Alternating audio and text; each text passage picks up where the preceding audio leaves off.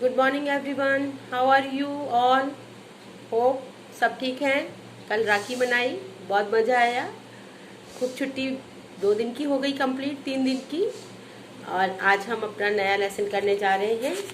एक था पेड़ और एक था ठूठ। इसके लेखक हैं कन्हैया लाल मिश्र। ठीक है। और इन्होंने इस पाठ के अंदर ये बताया है कि हर इंसान को परिस्थितियों से समझौता करना जरूरी है, लेकिन उसकी भी एक सीमा होती है। ठीक है। एक पेड़ की जड़ के समान हमें अपने आदर्शों और सिद्धांतों पर दृढ़ रहना चाहिए। ठीक है। विपरीत परिस्थितियों में विवेक से काम लेना चाहिए और सोच समझकर हमको समझौता करना चाहिए। इसके बाद वो कहते हैं कि प्रत्येक व्यक्ति को एक रास्ते पर चलना चाहिए, जैसे कि या तो आप अपनी बात किसी से मनवा लो या किसी की बात आप मान लो। उसी तरह एक हिलते डुलते हरे भरे वृक्ष के समान जीवन में परिस्थितियों का समस्याओं से समझौता हम कर सकते हैं। उन्होंने कहा कि एक सूखे वृक्ष और ठूठ में कोई अंतर नहीं होता। जैसे दूसरे वृक्ष के समान कंकार और रावण के समान जिद्दी होते हैं। जो निर्जीव है वो क्या है, एक रावण के समान है। रावण जैसे बहुत जिद्दी था, एंड में क्या हुआ, उसका संहार हुआ, वो खत्म हो गया।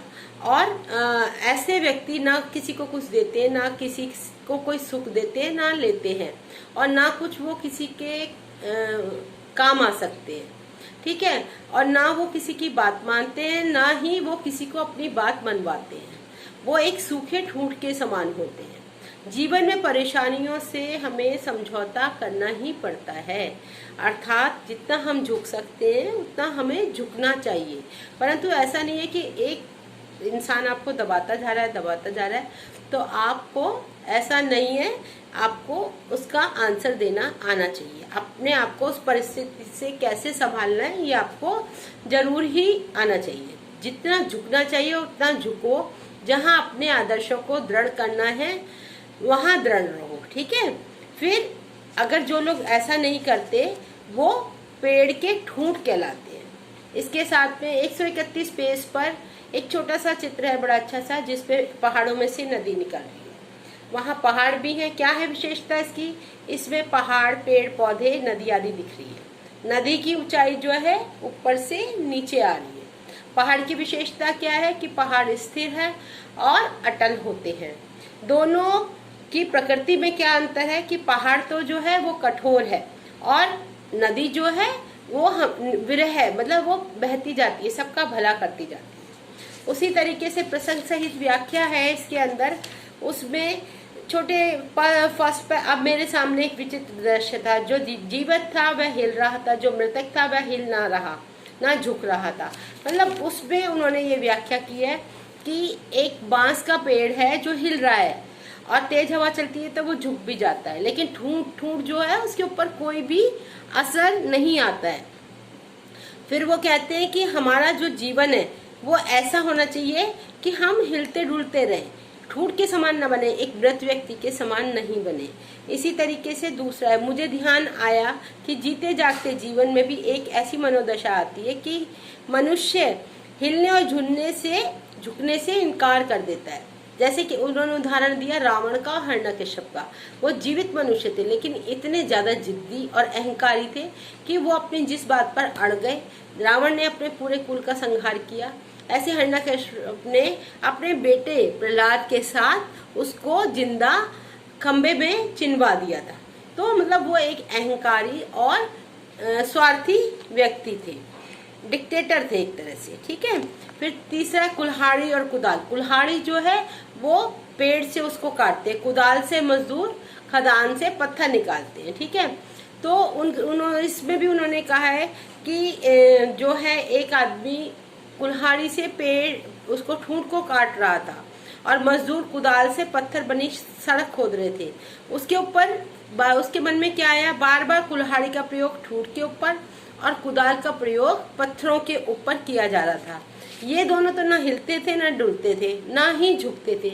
इसका मतलब क्या हुआ, जो लोग अडिग होते हैं, बहुत जिद्दी होते हैं, तो वो इसी तरीके से कुल्हाड़ी और कुदाल से मारे जाते हैं।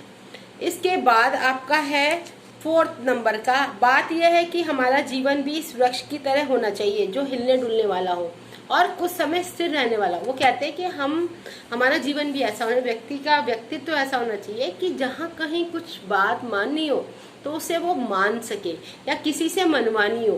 किसी को ये, अब जैसे आपको पापा को कहना होता है कि भाई पापा आज तो हमें ये चीज़ चाहिए, तो आप मनवाते हो ना उन्हें, तो प्यार से भी करते हैं। कई बार हमें थोड़ी सी हल्की सी जिद भी करनी पड़ती है तो पापा हमारा वो काम करते हैं। तो इंसान को इसी तरह का व्यक्तित्व आपका रखना चाहिए। छोटा सा ये है, कोई ज़्यादा ऐसा नहीं है कि आपको समझना है, नॉर्मल सिंपल भाषा का है। और इसके जो वो हैं मल्टीपल चॉइस क्वेश्चन वो भी बड़े आसान से। लेखक कहाँ रहा था? मकान में रहा था। खिड़की से लेखक को सबसे पहले क्या दिखाई दिया? बांझ का।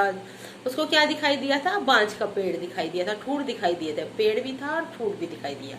बांझ का झूमता हुआ पेड़ प्रतीक किसका है?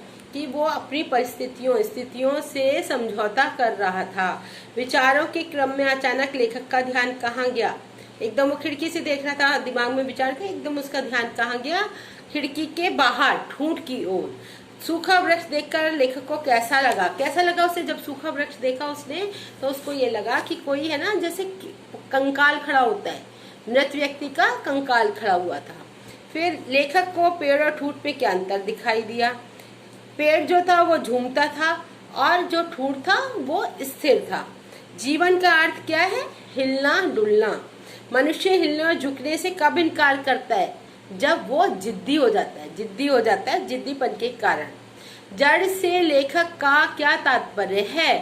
पर्वत का शिखर, ठीक है। और बांझ के पेड़ को देखकर सबसे पहले लेखक को क्या महसूस हुआ? कि ऐसा लगा उसको कि जैसे मेरा कोई दोस्त है, वो मेरा हालचाल पूछ रहा है कि आप कैसे हो। हिल डुल कर के वो बांझ का पेड़ उससे बातें कर रहा था। इस निबंध में वृक्ष का ठूंठ किसका प्रतीक है? अहंकारी और जिद्दी व्यक्ति का प्रतीक है। कुल्हाड़ी का क्या काम है? काट छाट करना। कुल्हाड़ी का काम है काट छाट करना। निर्जीव जड़ता का जीवन में अर्थ है अड़ियलपन। अड़ियल मतलब जिद्दी होना। रावण हिरण्यकश्यप की हार हुई क्योंकि वो बहुत ज्यादा जिद्दी और अत्यधिक आत्मविश्वासी थे। जीवन में कष्ट और परेशानी आने पर मनुष्य को क्या करना चाहिए? जीवन में कष्ट और परेशानी आने पर मनुष्य को एक सीमा तक समझौता करना चाहिए, ठीक है। इसके बाद भले ही इस ठूंठ की तरह निर्जीव हो या रावण की तरह जिद्दी। वाक्य में अलंकार कौन सा है? उपमा। एक दूसरे को बता रहे ना, रावण की तरह और ठूंठ की तरह, तो कौन? उपमा अलंकार आ गया इसमें, ठीक है। और कैसी है इसका वाक्यों का गठन कैसा है? बहुत ही सरल और सामान्य है। ये आपका ये हो गया है। और इसके बाद आपके ये छोटे छोटे से हैं पेज नंबर 136 पर गद्यांश, उनकी व्याख्या करनी है आपको, संदर्भ से प्रसंग सहित व्याख्या करनी है। इसको अच्छे से आपको करना है। क ख ग घ, क ख ग 3 है, बहुत इजी है। इसको आप अच्छे से पढ़ो, समझो, उसके बाद आप इसको कॉपी में करोगे। जैसे जीवन में देह है, जीवन में आत्मा है। देह है नाशशील, आत्मा शाश्वत। तो क्या है इसका मतलब? कि हमारे शरीर के अंदर हमारे जीवन में एक शरीर और आत्मा है। जो शरीर जो है, जैसे हम अपने कपड़े बदलते हैं, वो उसी तरीके से आत्मा शरीर बदलती है। तो आत्मा तो क्या है? जड़ है एक तरह से। आत्मा का झुकना हिलना आवश्यक नहीं है, और शरीर का जो हमारा निरंतर हिलना डुलना बहुत जरूरी है। फिर ख है, दो टूक बात तो जीवन की है, जो समय पर हिल भी सकता है, समय पर झुक भी सकता है। ठूठ वह है जो अड़ सकता है। मतलब वो क्या कह रहे हैं कि जीवन में व्यक्ति जो है अपने हर स्थिति से सामना करता है, अपनी परिस्थितियों में उचित निर्णय लेता है, और अगर नहीं लेता वो, तो वो एक ठूंठ के समान हो जाता है। अड़ियल जो व्यक्ति होता है वो निर्जीव जड़ या ठूंठ कहलाता है। इसी तरह तीसरा एक है जीवन दृढ़ता और दूसरा निर्जीव जड़ता। मतलब क्या है? जो सजीव है, मतलब जो सही है वो दृढ़ है, और जिसमें जीवन की दृढ़ता नहीं है वो खालीपन। मतलब जो खुशी से जीवन जीता है वो तो आपका क्या हो गया? एक पेड़ के समान। अच्छा वो जो जीवन जीता है, और जो जिद्दी है वो ठूठ के समान हो जाता है। इसके बाद ये आपका है वीर पुरुष कौन है, जो न हिलता है न झुकता है। फिर उसके बाद एक था पेड़ और एक था ठूठ, निबंध में किस प्रकार की शैली का में लिखा गया है। ये कैसी है, विचारात्मक, मतलब विचार कर रहे हो आप कि हाँ जी हमें इस तरीके से अपना जीवन जीना चाहिए। लेखक ने क्या देखा था, उसने क्या देखा था, लेखक ने एक बांझ का पेड़ देखा था जो कि हिल डुल रहा था।